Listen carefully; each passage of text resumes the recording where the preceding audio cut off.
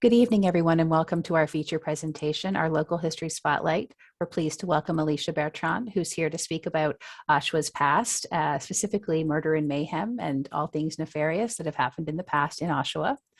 I will be starting with a land acknowledgement. The land we are standing on today is the traditional territory of the Mississaugas of Scugog Island First Nation and is now home to many diverse First Nations, Inuit, and Métis peoples. We acknowledge that Oshawa is covered under the Williams Treaties, and as settler, we are on this lands, we are all treaty people. May we respectfully honor the knowledge and understanding of the Indigenous stewards of these ancestral lands and ensure that the voices of the First Peoples are represented in our reflections, programs, and services. Okay, Alicia, I'll turn it over to you. Thank you. Thanks so much, Nicole. Thank you for everyone who showed up tonight. I'm super excited to present to you. So welcome to A History of Murder and Mayhem in Oshawa, presented in partnership with the Oshawa Public Libraries. My name is Alicia Bertrand, and I love history. And if you're joining us here today, then that means that you probably do too. I have a master's degree in history from Trent University, and I've been researching history and genealogy for over a decade. I have always been fascinated by true crime, strange history, and the supernatural. I don't know if any of you have been on my ghost walking tours in Oshawa, but I did those obviously pre-COVID. And if you attended the presentation by the same name here in 2019, don't worry, I have new stories for you tonight. So Oshawa has an incredibly interesting history, but if you ask your regular Oshawa historian or citizen, you might hear all about Parkwood Estate, General Motors, Samuel McLaughlin, and other important families or other popular historical topics. Most cities don't really want the negative attention or discussion of such dark pasts, but I like to argue that everyone needs to be aware of all histories, good and bad. As Netflix documentaries and TV shows prove, people are very interested in true crime. I watch a lot of true crime documentaries on Netflix, especially during COVID while you're all at home. The following stories were obtained during my research for a book that I'm writing that will be about small town murders in Ontario before 1945. I'm hoping that one day it will be published, and I will definitely give the library a copy if that happens. In my research, I utilized national and local newspapers. Therefore, there is a lack of representation of Black, Indigenous, and people of color and their stories, since they were not reported on in the same way as white Anglo-Ontario citizens. This presentation is a micro-study of murder and other chaotic events in Oshawa's history, and does not negate the histories or stories of those groups in Oshawa's history. This presentation is styled in chronological order. While listening to the stories, think about whether you hear any similar themes or huge differences based on the time periods discussed. We can go through your thoughts after in the Q&A. As a disclaimer, this presentation includes trigger topics and sensitive information including, but not limited to, death, murder, spousal abuse, alcoholism, suicide, and other difficult themes. So let's begin back in 1871. On November 9th, 1871, 55-year-old William Caulfield and his wife, 50-year-old Anne, were at a neighbor's home when Anne began to physically abuse her husband, and they fought. Before leaving that evening, the neighbor said that they seemed in good spirits. The couple were known to drink and fight often. Probably because of these frequent arguments, Anne had previously left the Caulfield marital home that she shared with her husband and was staying elsewhere during this neighborly visit. That night, Anne Caulfield never made it back home. At about 8 p.m. that evening, Anne's bonnet and clumps of William's hair were found on the side stream next to Warren's mill in a scene of an apparent struggle. Her body was found drowned in the stream. The coroner confirmed that she had died of asphyxia due to drowning, and also had a mark above her left eye that was either from being hit with a blunt object to stun her or the result of her head striking the bottom of the riverbed.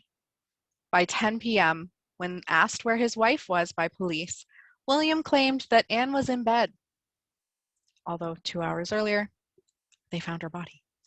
He was arrested on suspicion of killing his estranged wife. The photo on the PowerPoint is of Warren's Mill and the present-day creek side in which Anne's body was found, the east side of the creek on King Street. On May 2nd, William's trial began. The jury took an hour and a half to return with a verdict of guilty, but with a recommendation of mercy. Justice Wilson sentenced William to be hanged on June 30th, 1872, but he was given mercy and his sentence was commuted to life in prison at Kingston Penitentiary. He died in Kingston Penitentiary in 1877. And now on to 1880. Oops. This one's short, but it's funny. If you were around in June 1997, you might remember the huge media coverage that happened when boxer Mike Tyson took a bite out of his contender, Evander Holyfield's ear. Well, Oshawa was setting ear-biting trends 117 years beforehand. The story is that on December 11th, 1880, Fred Inch was charged with biting the ear off a man named Carpenter. I couldn't find his first name, so Carpenter it is. He pled guilty to assault, and the Bowmanville Statesman newspaper specified that it was, quote, an inch that Inch had bitten off, unquote, which I find pretty witty. All right, on to 1910. Have you ever been told that maybe it's not the best idea to work with your family? How about your in-laws? Well, the next story is proof that working with your in-laws doesn't always go so well. On June 14th, 1910, 23-year-old Bernard Sheridan and his brother-in-law, 29-year-old John McAdam, worked together on the garden of St. Joseph's Convent at 171 Simcoe Street North. Just after dinner, they began to quarrel over business issues when Sheridan pulled out a knife and stabbed McAdam in the side. The knife penetrated between the ribs, right near his heart and lung. Sheridan fled the scene, and McAdam was found in a field and taken to his home in the south end of town. The Globe newspaper did not mention whether Sheridan had dragged McAdams to the field or whether McAdams had sought help and crawled there, but he was found in the field behind the convent. Either way, although the newspaper reported that evening that McAdams was not looking good, he survived. Sheridan was caught by police in his North End Oshawa home and arrested for attempted murder. Imagine the family get-together for Mrs. McAdams when she saw her brother again after this, if she ever saw him again. John McAdams lived another 18 years after this event. Sheridan, well, he seemed to evade jail time thanks to McAdams' recovery. And I was unable to find any other records of jail time for the stabbing. And Sheridan died in 1942. 1912. A woman named Sarah married John Bateman after replying to a newspaper ad for a wife. The couple lived in Sarah's property in the Cedardale neighborhood of Oshawa, which, according to Oshawa Museum's archivist Jennifer Waymark, was, quote, south of Bloor Street, bounded by Park Road and Wilson Road with frontage to Lake Ontario, unquote. They shared the house with two other couples in separate units. Their 9-year marriage was filled with arguments. On September 5th, 1912, Sarah Bateman was horrifically murdered by an axe to the head and then set on fire. The Globe newspaper reported, quote, in the top of the skull, it is said that a long, gaping hole will be shown corresponding in the shape to the blade of an axe, and the whole back of the head was smashed like an eggshell, unquote. Sarah was 78 years old when she was murdered by her husband, 77-year-old John Bateman. The neighbors, Mr. and Mrs. Colburn, heard quarreling and went to see what was going on in the Bateman's unit. They saw a bloody and battered Sarah on the ground with numerous objects and furniture on fire around her. The neighbors stated that not only did the couple argue frequently, but that Mr. Bateman said his wife, quote, was not right in the head, unquote, and had doctors, quote, examine her mental state, unquote. Mr. Bateman was also heard saying that his wife owed him $500 for money that he spent on the property. And this just sounds like victim blaming 1912 style. During the trial, the Colborns testified to the incessant arguments and vile verbal assaults that Mr. Bateman would spew against his wife. On October 10th, 1912, the jury found Mr. Bateman guilty of murder. The judge sentenced him to be hanged on December 9th. Sorry. However, sorry, let me get a water here. Okay. The judge sentenced him to be hanged on December 9th. However, petitions were created to have the elderly man serve the rest of his life in prison rather than be hanged. Mr. Bateman was reported to be agnostic and not at all fazed by the death sentence nor the petitions to save him. Due to his age, his sentence was commuted to life in prison at Kingston Penitentiary. And on the PowerPoint, you will see his headshot for Kingston Penitentiary and the information they wrote down to describe him. All right, 1912. The Oshawa Railway Company had an original car house for the trains and offices on Bruce Street between Simcoe and Ritson. At 3 a.m. on March 29th, 1912, a huge fire broke out from one of the freight car's coal stoves. The car barns, aka parking garages, what we would call them now, were completely destroyed, including all of the contents within. This included 2 large passenger cars, 1 small passenger car, a freight motor, and a street sweeper. The offices beside the garages did catch on fire on their roof, but however, thankfully, they were not destroyed. The fire caused an estimated $20,000 in damage, which with inflation in today's terms would be about $450,000. The Globe newspaper reported that the company intended to rebuild immediately and have new modern cars constructed. I'm going to assume they had really good insurance. All right, on to 1920. On Christmas Day, 1920, 50-year-old Mary Kushner was beaten by her husband, Fred Kushner. 15 days later, she died in the Oshawa General Hospital of a cerebral hemorrhage. At first, Kushner was charged with assault and causing grievous harm. But a month later, a pretrial determined that Kushner had caused her death. However, Kushner told police that he had only hit Mary once. During his trial, Dr. Howland, a brain specialist from Toronto, provided evidence that Mary had died from a blood clot that was brought on by the blows to her head that her husband delivered. On April 21st, 1921, the jury found Fred Kushner not guilty of manslaughter, and he was acquitted. Okay, on to 1923. Would newspapers today be allowed to print a story that sounded like something straight from the pages of the National Enquirer? You wouldn't think so. But in 1923, the Globe, the precursor to the Globe and Mail, yeah, they reported a ghastly rumor without any evidence. So on May 6, 1923, at 264 Ritson Road South, W.H. Stacy's dog found a bone while they were on their walk. The homeowner, Arthur Tubb, and Stacy were shocked when they saw the leg bone in their dog's mouth. It looked like a child's leg. It was reported to be from a 6 to 7-year-old and was badly decomposed. It looked as though it had been torn from the hip, and the skin above the knee was gone. However, some skin below the knee was tattered but clung to the bone. There was also a rope tied deliberately around the lower portion of the bone. So the men called the police.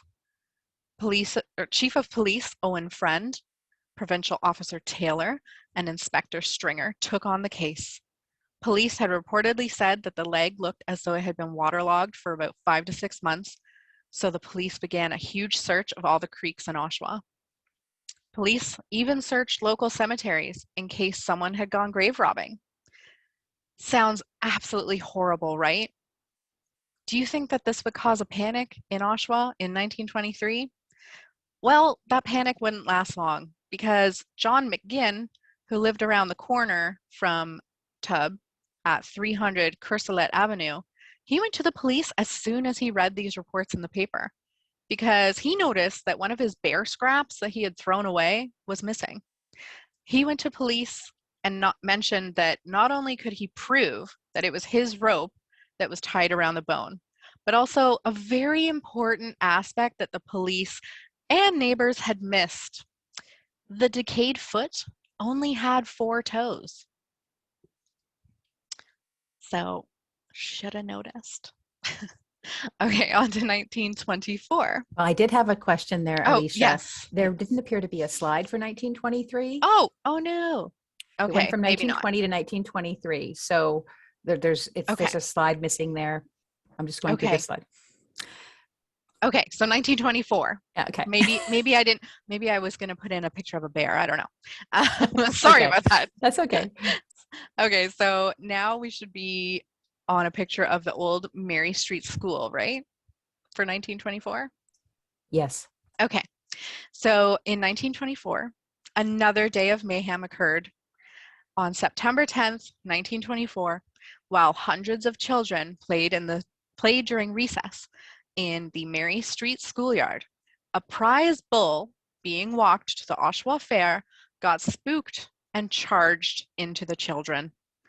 One unfortunate child, Betty Marks, was badly trampled by the bull and sustained cuts to her head, one very close to her left eye. But at the time of the newspaper report, doctors were unsure if any bones were broken. Poor Betty had really bad luck with animals that month because only 3 weeks earlier, she had to receive 2 stitches after a dog bit her face. Poor little Betty. I wonder whether she had a fear of animals after these attacks. So be safe out there. I know there's a lot of coyote attacks and sightings going on in Oshawa, so don't be like little Betty. Don't get eaten. It's not good. Okay, 1924, another 1924. On December 3rd, 1924. Just so you know, Alicia, there's yes, no sorry. other slide for that one. There's only one 1924 slide. Oh, okay, let me look. 1928. So oh, darn. Okay. Let me see. well, we can just talk about it and I can insert the picture later. Oh, maybe I messed up the. Oh, no. Okay. I don't have a slide for the next 2 then. Okay. Okay. Because I guess they're shorter and not as crazy. Okay, so 1924. Sorry for not having any slide for it. On December 3rd, 1924, at 313 Albert Street, the R.W. Dixon and Sons coal and wood business office was robbed. Although the neighbors heard nothing, the group of robbers used nitroglycerin to burst open the door of the office safe. Supposedly, the robbers used cloth and a tarp to dampen the sound of the explosion. The robbers got away with $290, which, based on inflation, is about $5,000 today. Police had no leads for any suspects, and I was unable to find any reports after this story. So it's very likely that the robbers got away with it, which is crazy. 1925. In 1925, where the Tim Hortons is, near the 401 highway on-off ramp near Ritson Road is, at 158 Bloor Street East, used to be a boarding house. And at 10:30 p.m. on February 27th, 1925, 5 police officers and an American detective, Patrick O'Mara, surrounded the boarding house. 2 officers and O'Mara quickly surrounded a sleeping Italian American, Giovanni Volturi, and arrested him. Volturi was on the run for a murder that he committed in New Britain, Connecticut, 4 months prior. He shot a couple, both in the stomach, as they slept. The man died the next day. The violence was supposedly due to jealousy. He fled Connecticut and was hiding out in Oshawa for the past 3 months, rarely going outdoors and in order to stay hidden from sight. He was extradited back to Connecticut the next morning. Okay, 1928. So this one has a slide. Mayhem has occurred in numerous ways throughout Oshawa's history. One such instance was the robbery of Morley L. and Percy A. Canning's clothing and men and boys furnishing store at 14 King Street West. 14 King Street West. I kind of blended East and West in there together. On May 30th, 1928, a group broke into the Canning Brothers store through the basement window. They cleared out racks of men's suits, specifically blue suits, and the newspaper specified mostly blue suits. Maybe blue was very in trend in 1928. The estimated value at the time was $3,000. So based on inflation, that's $46,000 worth of suits. The cash register also had $20 in it, and they took that too.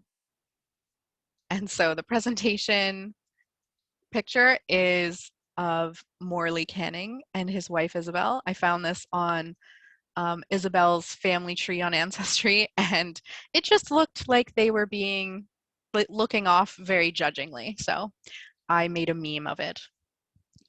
I like memes. Okay, so 1929. A year later, in December 1929, other robberies were reported in Oshawa. This story is notable because, like video games are blamed today for teenage violence, in 1929 it was thrillers, aka detective stories from the United States, that were blamed for influencing these teenage boys. Police caught the boys after 16-year-old Morley Carter was seen entering 92 Gladstone Avenue to attempt the robbery of William Penwright, the homeowner at the time. Two policemen, Police Constable Faubert and Detective Sergeant McGee, attempted to apprehend him when he pointed a revolver at McGee, and they fought. He shot off the gun next to his ear. But thankfully, the gun that they thought was a revolver was actually just a toy gun. So Carter submitted to his arrest. As soon as he was at the police station, Carter started to spill the beans. He confessed that he had robbed 2 drugstore messengers and several homes. He named 2 other teenage boys as his accomplices, 16-year-old Wilford Barnes and 17-year-old Gordon Vandriel. One was a student at Oshawa Collegiate and Vocational School, what O'Neill was called before 1959, and the other boy was also a former student. The officers apprehended one of the boys, but in a move that I don't think would happen today, they actually left the third boy at home because he was sick. I don't think prisoners would get that today. So the boys' parents, reported as, quote, upstanding local families, unquote, blamed their, quote, son's troubles on reading detective story magazines. He, one of the fathers, forbade him from reading them, but he recently found one of the magazines hidden under a mattress in the lad's room, unquote. One father said, quote, they are nothing but a curse, unquote. Just like my mom used to say about my heavy metal CDs and horror movies. Wow, how things don't change. To understand the mayhem going on in Oshawa in 1929, we can get a picture from the robberies and crimes that Chief Constable Friend believed that the 3 teenage boys did not have a part of, but that they did a number of West End Oshawa break-ins and the Thompson's drugstore and Mitchell's drugstore messenger robberies. The boys were not connected to the following: a holdup of a taxi driver in Curtis the previous fall, the robberies of Soane's Grocer, Silbury's clothing store, Campbell's studio, and the shooting of John Gauthier at his grocery store on Olive Avenue. So a lot was going on this year. Due to the boys' age and Crown Attorney McGibbon's work in Toronto to lighten the sentences, the boys were not sent to prison. Carter was sent to Victoria Industrial School in Mimico, which is the current day Mimico Correctional Center, until the age of 21. Barnes and Vandriel were sentenced to Ontario Training School for Boys in Bowmanville to be given a chance to learn a trade and, quote, redeem themselves, unquote. And so on the slide is a map of the robberies that the 3 teens did commit in 1929. And we will send out the PowerPoint if you do want a closer look at the map or any of the photos. Okay, so 1930. The following story was included in my 2019 version of Murder and Mayhem in Oshawa presentation, but it was so horrible and important to Oshawa's history that I want to include it again as a reminder that spousal abuse has and still is a prevalent issue in our society. On April 29th, 1930, 27-year-old Anne Morrison lay in bed with her skull bludgeoned on the left side of her head after being attacked with a hatchet. The Globe newspaper stated that her husband, William, who was the prime suspect in Anne's murder, was found by police hours later with razor injuries that he had attempted to poison himself by drinking Lysol. The Lethbridge Herald newspaper reported more details from William's June 10th trial and elaborated that the razor injuries were actually from him trying to slit his own throat and attempted suicide by drinking Lysol in order to poison himself, but both did not succeed. After being apprehended by police and treated in the hospital, William admitted that he killed Anne after they fought about a different man. He was very jealous. Anne's parents claimed that William had been fired by General Motors and also recently fired from a local furniture company, and that he was depressed. Considering these events in his life, it was believed that it had all caused anger issues. However, none of this is an excuse to murder someone, especially the person you supposedly love. According to Anne's death notice, she died of a compound fracture to the skull, lacerations to the brain and head, hemorrhage, and shock. William Morrison was found guilty of manslaughter and sentenced to life imprisonment at Kingston Penitentiary on September 17, 1930. Although there is only one source for the information I'm about to tell you, it is plausible that it is factual, but I found it online. The person may have researched the National Archives, which I have not been able to get to. So, quote, Morrison became prisoner number 1847 in Kingston Penitentiary and worked mostly in the machine shop of the prison. He remained there until 1940, when he was transferred to Dorchester Penitentiary, where he was paroled in 1945, unquote.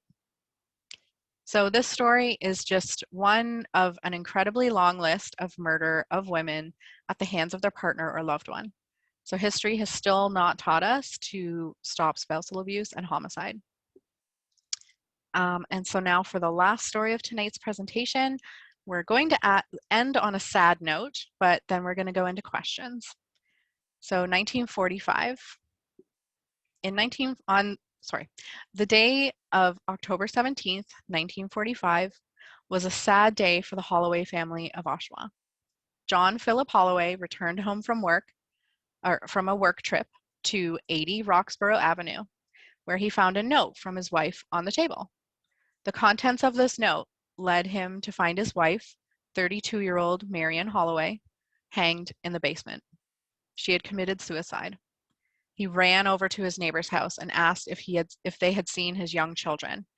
And then he and one of the neighbors rushed back over to the house to look for 2-year-old son Ronald and 5-year-old daughter Deborah. They did find them, but to his horror, they were drowned in the bathtub. On their death certificates, the coroner elaborated on the gruesome deaths of the children. Little Ronald and Deborah had both been hit in the head with a hammer and knocked unconscious prior to being drowned. Marion's death certificate cites that she did have a mental condition as a precondition leading to her suicide. Mr. Holloway was able to remarry and had a new family. He died in 1961. And so in conclusion, the Oshawa Public Libraries and I would like to thank you all for attending today and would like to open it up for questions. Nicole will moderate the questions sent to the chat, and I am excited to hear anything you have to say. Oh, also, if you are interested in getting any research done or genealogy, check out my website, ancestrybyalicia.ca. You can also email me, alicia@ancestrybyalicia.ca. I also have a blog of interesting family tree research that I've done for myself. Thank So you thanks. so thank you so much, Alicia. It's been, like you mentioned, it was 2019, I think, that the last Yeah. time you presented in person to a packed house there. And it's always been, I think, a point of interest and somewhat of fascination that, in every town you go, there's always these dark stories, because it's human nature. I think sometimes there's just a dark side to human nature. And it's, you see the prevalence of true crime shows. People love the CSI, the investigating crime. It's a whole section of our library is like, the true crime section is always checked out. It's just a really big topic. So thank you for presenting on that. I have a couple questions in the chat box. I think this is referring back to the boys that were doing the robberies. The question was, did the kids redeem themselves? So I did try, sorry, I took water, but one second. Sure. I did attempt to find any information about them after the fact, and I couldn't find anything that I knew for sure was them. So I don't know, but more research would have to be done. And also based on how young they were at that time, the further on you go, it's like, the 1930 census isn't even out for public use until 2023. So the further in you get, the less public documents are actually available to be seen, because people might still be alive and they don't want their private documentation to be public. Yeah, this is something where we often do. People come in and looking research in the local history room, and they Yeah. want it researching more recent individuals, people who have died more recently. Unless they're listed in the newspaper with an obituary, their death notices are sealed for a certain amount of time, such as the marriage as well as the birth are, privatized for a certain length of time. So I think it's the birth. It's almost 100 years they hold those. Yeah. It's very So hard. it is very hard, and I think it's like, there are records out there in private collections too that we wonder, bits of information that might come up to light, like the 1931 census, as you mentioned. In 2 years' time, I am waiting so much for that. Yeah, me too. It's just tracing families or tracing histories of communities. They're all intertwined, whether you're doing genealogy of your own family, or you're researching the history of a property, or researching the history of, in this case, a crime. There's so much documentation that's out there, but there's so much that's not online. As Alicia and I were discussing before we started this evening, there's so much out there in private archives or in smaller archives that digitization is a big thing, but it isn't everything. Anyway, there was another question here. Someone's just asking if they could be sent details on the murder of Anne Morrison and the eventual detention of her husband in Dorchester. So what I can do, this is Robert who's asking this. So Robert, I can contact you separately. I'll send out those details to you if you want to send me a private chat with your email address in it. You can go to the bottom, put a chat in. Instead of sending it to everyone, just send it to me. And actually, so because of Anne Morrison's story, I am looking into it further. If Robert has any information about her children or anyone around that family, because I wanted to take a photo of her headstone for the cover of the presentation, for the slides. And I was so saddened I got to the Union Cemetery. It says exactly where her plot is, and there was no headstone. And so I inquired with the cemetery staff, and because it was 1930, possibly because of the Depression, it's possible they didn't have the money to fund a headstone, but also her children would have been young at the time. So I have done actually some more research into her, because if I can find her sons, which I think that she had 2 sons, only based on an ancestry tree that someone else has, but if I can find her grandsons or anyone, maybe we could start a petition, or not a petition, like a GoFundMe to get her a headstone, because her murder was so brutal. She deserves a headstone. She deserves to be memorialized. And so that's a possibility. If anyone has information on Anne Morrison and William Morrison's sons or grandkids, then that would be wonderful to send to me and Nicole, because I think she deserves a headstone. I think everyone does, but she's been almost lost in time except for this horrible end to her life. So anyway, that's my tangent. So any other questions? There are a couple popping up here. Okay. Just a follow up to that, Robert, who had posted his question about just Dorchester and the Morrison, says he knows a man from Oshawa that now owns the Dorchester jail. Oh, so interesting. Mm-hmm. Yeah. Another question here. I think this person is Carol. She says, I think you've already answered this question. And some of your material is rather sensitive to remaining relatives. And clearly it is public info at this stage, but do you make any effort to contact those people to inform them that you'll be making this presentation? That's exactly why I have stuck to pre-1945 material. It's less likely that siblings or children of the victim or perpetrators of these crimes are alive.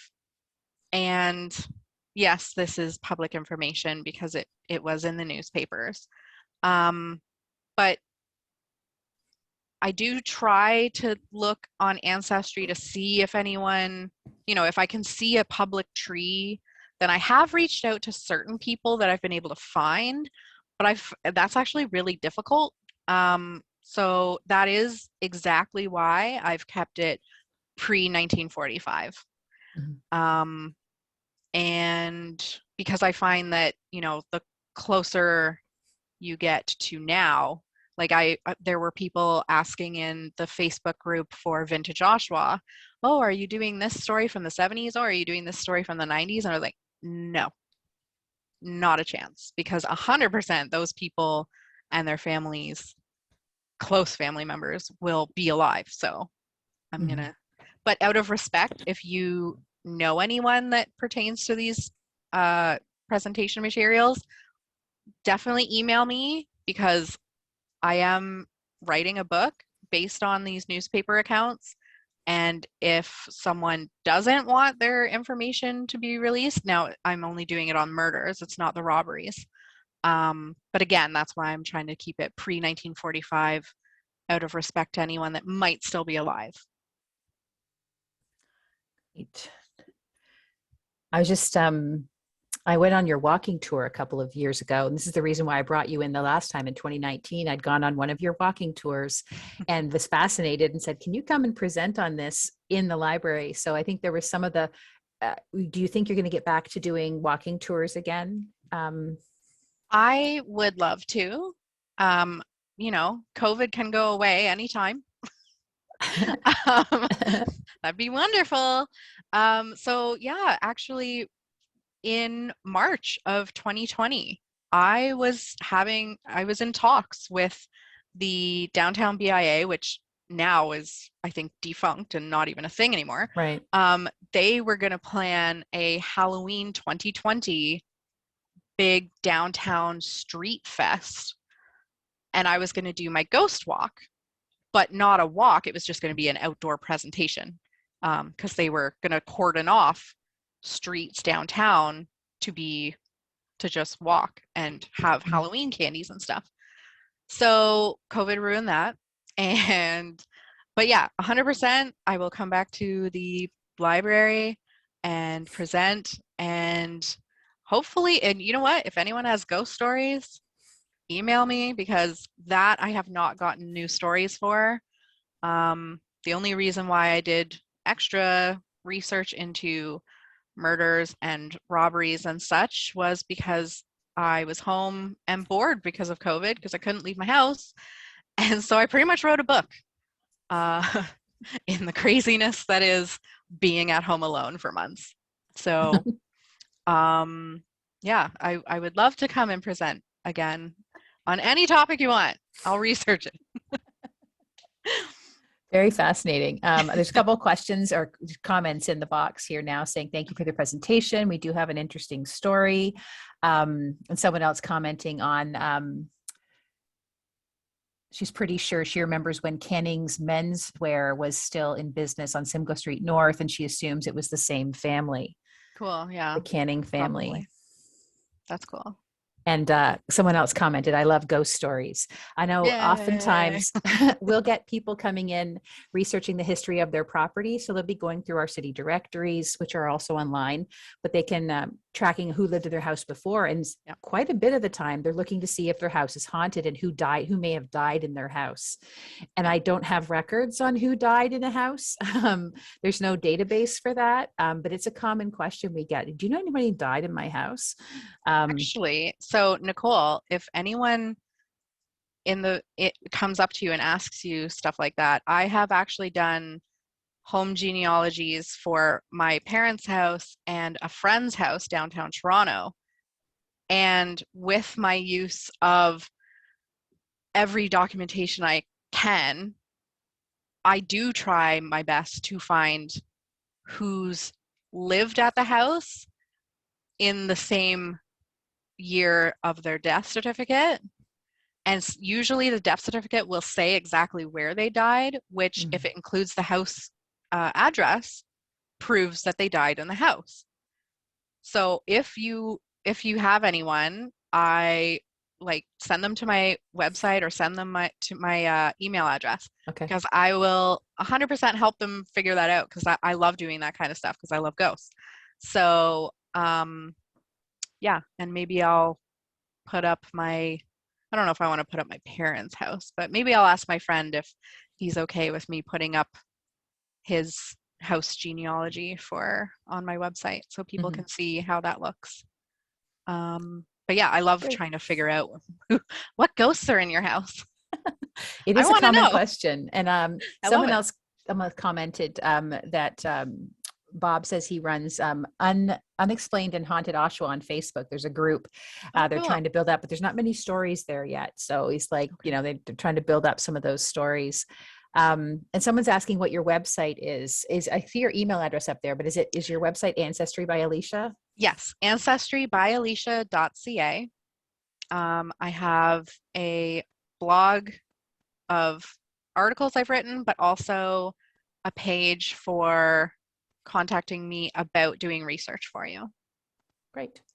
And I am cheap. I am cheaper than a lot of the genealogists that I've Googled on like, in the States or in Canada. Right. So I'll try to be cheap for you. Plus, partly because I do research for people on the side as well, and we have such a passion for it that it's almost like I said to my husband, I'd almost do it for free, but you gotta be paid for some of your time. But you go on tangents, and before you know it, you've researched an entire neighborhood trying to track down one person. Exactly. Someone else said they would just love to see you have another ghost walk tour. Last one she went to, you hosted, was really cool. Yay. Yay. So yeah, I think that's questions that are coming in. Someone else commented they thought Canning's was on King Street, but anyway, I think that was, they might have moved around. I'd have to check the directories for that. If ever you're looking to track things in the past, the city directories are on our website from 1921 up to 2001. You can track buildings and people through time. They're the most well-used resource in the library's collection. So make sure you check that out, people. Yeah, I am a very huge user of the Oshawa directories and other cities' directories because it is a huge resource for finding out, like the railway company, the year that the newspaper report was on was very confusing as to where all of this was. So I had to use the directories to figure out where a lot of these companies and places were that I mentioned in my presentation. So the directories are very important for historical research and also for figuring out who are the ghosts in your house. So it's like tracking down the history of your property and the ghosts that may have lived there. Yeah, exactly. It's nice also to see in the directories the families who lived in your house for a long time, or if they had boarders that lived there for like 1 year or less. It's interesting to see just like, oh, I wonder why they left. Where'd they go? Want to build a story behind it, right? Because I'm really nosy. So I'm like, where'd they go? What'd they do? I think I was always kind of a nosy child. My mother said, you found a perfect job. You're always investigating things. It's like, it's a job for nosy people, always digging and asking more questions. One final question here. Someone said you mentioned Stacy. Is that the source for Stacy Avenue? It's W.H. Stacy. I think I might have, hold on, let me check my notes because I might actually have what his full name was. I know that John Stacy, I believe, is who Stacy Avenue was named for. And Stacyville, like that whole area around that. Oh, okay. I think might have been John Stacy. Was he not the one that built the Olive Avenue row houses? Oh, I think. I don't know much about, I know Jennifer Waymark knows everything about those row houses, but this was W.H. Stacy. So probably not if his name was John, but maybe related. Probably related, yeah.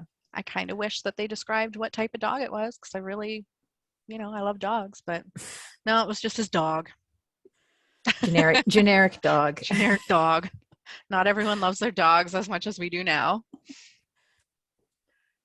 Well, I think that's the questions we've got for today. Thank you so much, Alicia, for joining us this evening. And I'm sure we'll have you back again in person or online very soon. And thank you everyone for attending.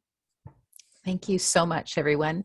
We'll be having another conversation another presentation coming up in the fall. So please check out our website. We have local history spotlights usually every 2 months because they're big topics. So we tend to spread them out throughout the year, but also check out our past presentations on our YouTube channel, Oshawa Libraries on YouTube. You can see there's 7 or 8 different presentations that either I or guest speakers like Alicia have done. So check those out. Thank you so much. Have a great evening, everyone.